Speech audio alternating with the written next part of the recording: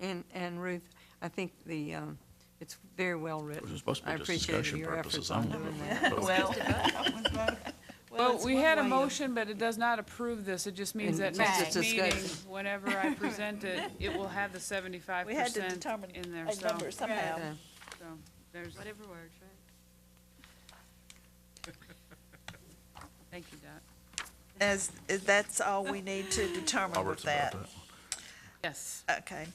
Then we'll move on to item number 4, public hearing on an amendment to the Farragut zoning ordinance, chapter 4, section 20, parking and loading, A3. Number of parking spaces required to establish bicycle parking requirements. A couple of you, actually 3 of you, were here when we created the town center district.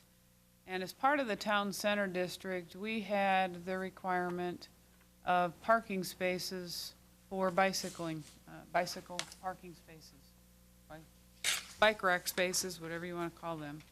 Anyway, as part of that, we had done some research. I had gotten with Kelly Seegers with she is the bicycle coordinator with the MPO. And we came up with a one bicycle space per 5,000 square feet of gross floor area.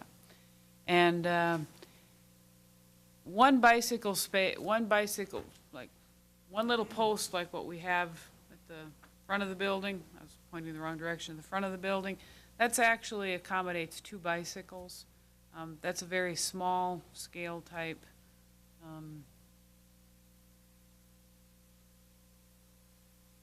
Yes. Band is what they are. I'm trying to figure out how to get this to show, so, okay. One of the things that, there is a wide variety. We are seeing more and more businesses, when staff has suggested to include parking requirements, that,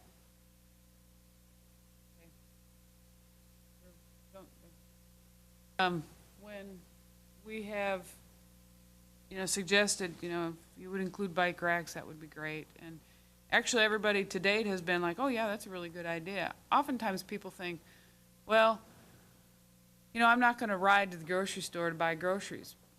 But I see bicyclists doing that. But it's also for your employees. It's not just for the people that are doing business. And before the meeting,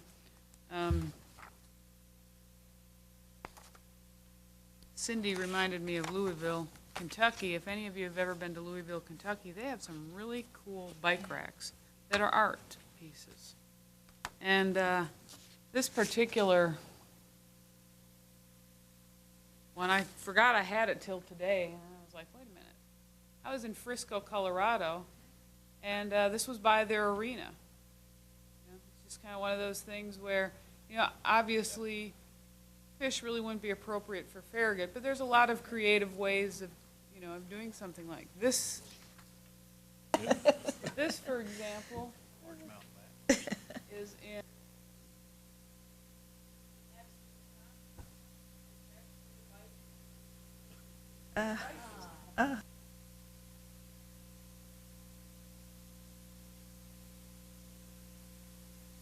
I actually have a lot of pictures from Louisville, but they also had suns hanging off of them, so I didn't feel it was really appropriate to show them. But this is just all this ordinance does tonight, since it was part of the adopted pedestrian and bicycle plan to establish this.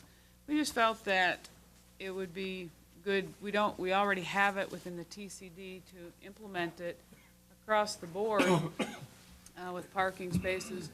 But I just showed you these pictures to show you there's a lot of ways that somebody can accomplish this. It doesn't have to be the little rack that's stuck in the corner or something like that. One of the things that I liked about Louisville was that they have artists, they're town artists, that actually designed those. That's right. And there's a bunch And of they're designs so, all over. yes, like almost like an upside or a side slinky was one. Was one of them, and then Yeah. there was like some horse thing Oh, or yeah, whatever, and then there was There's so many different Yeah, ones, but there's I thought that was some. interesting because you brought people, artists from your actual, Farragut could possibly do it, something like that. Some of the people that want to get involved. It says that they don't have a chance to. What this ordinance before you, it does not establish that that this would be artwork. All I wanted to illustrate is that some communities and some businesses have gotten creative with how they have done it. It's cute. And what this ordinance would do is just establish that there needs to be one bicycle space per 5,000 square feet of gross floor area.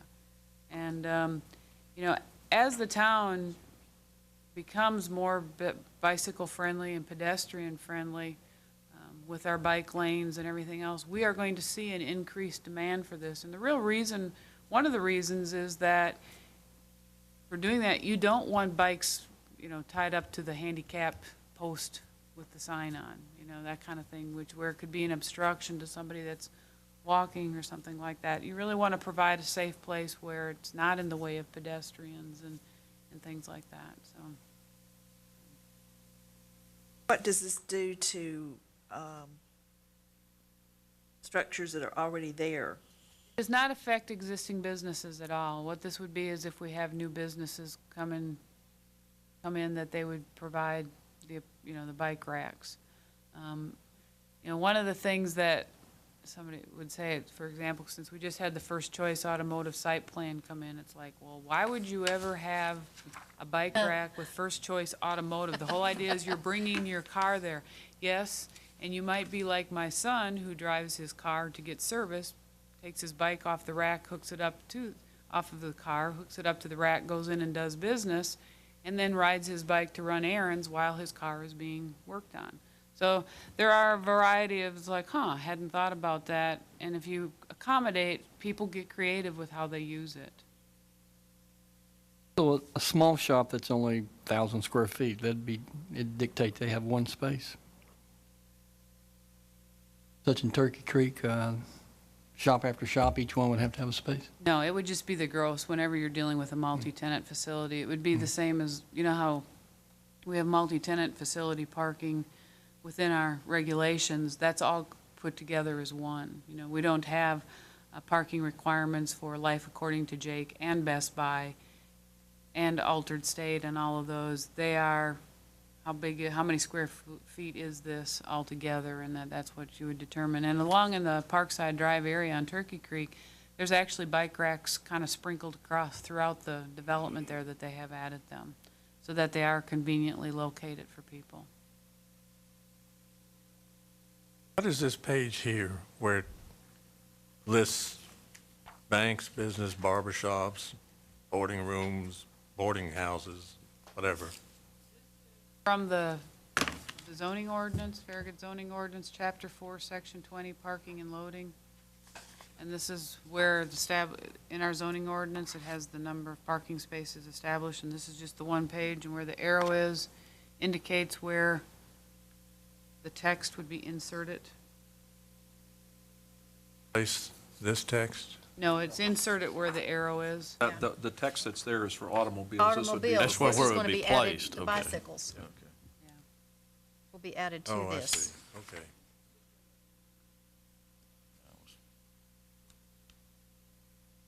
Have any more questions or comments? You know how Kelly Seegers came up with 5,000 square feet? Went through some pretty detailed work, let me tell you. I was And- just curious.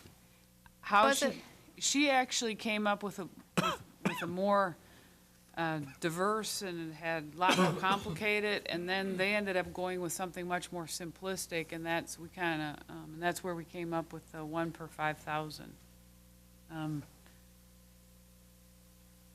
They based it on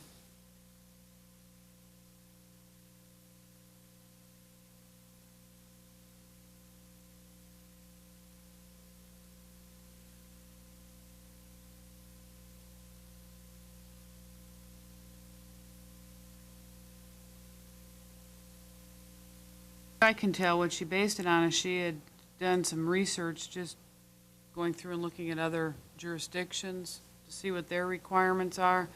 They were going with a more specific, just because of the number of uses allowed within Knox County is a little bit wider range than what we have allowed here in Farragut.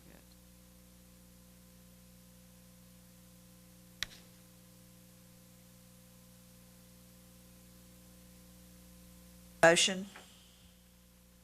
I'll make a motion to approve Resolution PC 10-13. All those in favor? Aye. Opposed? Class A and Class B parking. Class A was for residential, Class B was dealing with commercial and office, and so they had it separated out with office versus retail, and that's why we don't really distinguish that much in Farragut, even in our parking requirements for vehicles.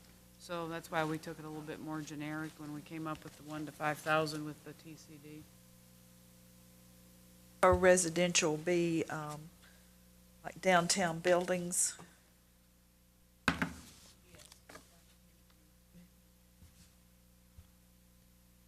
Public hearing on proposed location of new utilities. There are none at this time. And do we adjourn the meeting to go to the training, or?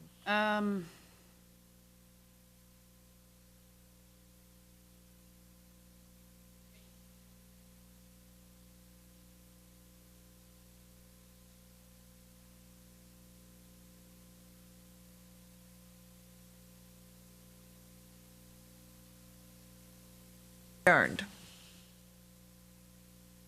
And we're going to have two different planning sessions